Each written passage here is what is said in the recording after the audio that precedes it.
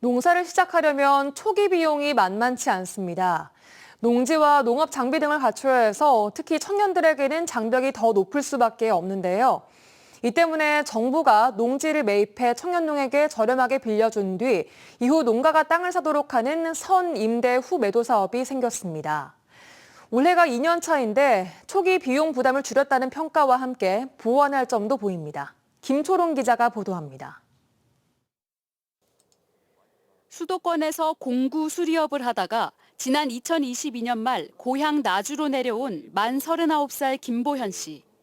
농업인의 꿈을 품고 왔지만 실제 농사를 시작하기까지 1년 가까이 걸렸습니다. 특히 땅값이 올라 농지 확보가 어려웠는데 선임대 후매도 사업을 통해 부담을 덜었습니다. 매년 54만 원을 내고 농지 4,000제곱미터를 사용하게 된 겁니다. 상당히 많이 줄여졌고요. 일단은 처음에 목돈이 안 들어간다는 게 크고 처음 농사 지을 기간 동안은 임대료만 낸다는 게 가장 큰 장점인 것 같아요. 선임대 후매도 사업은 이렇습니다. 먼저 청년농이 원하는 농지를 찾아 토지주를 설득하면 한국농어촌공사가 이를 매입합니다. 농지 규모는 영농 경력이 2년 이하이면 최대 0.5헥타르, 그 외에는 최대 1헥타르입니다.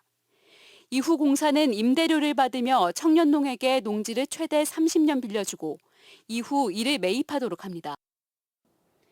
농지 임대료는 표준 임차료의 절반 수준으로 청년농가의 비용 부담을 줄이도록 했습니다.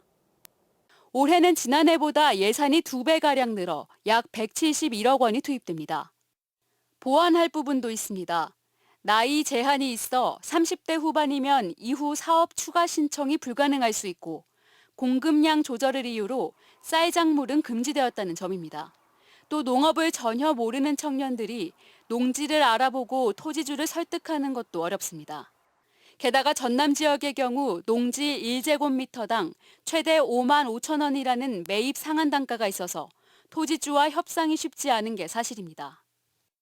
땅을 내놓게 되고 은퇴를 하시면 저희가 공사에서 임대료나 매도대금 이외에 또 보조금을 지원을 해드리고 있어요. 그런 걸로 조금이나마 더 보완이 되지 않을까. 시행 2년 차를 맞은 선임대 후매도 사업.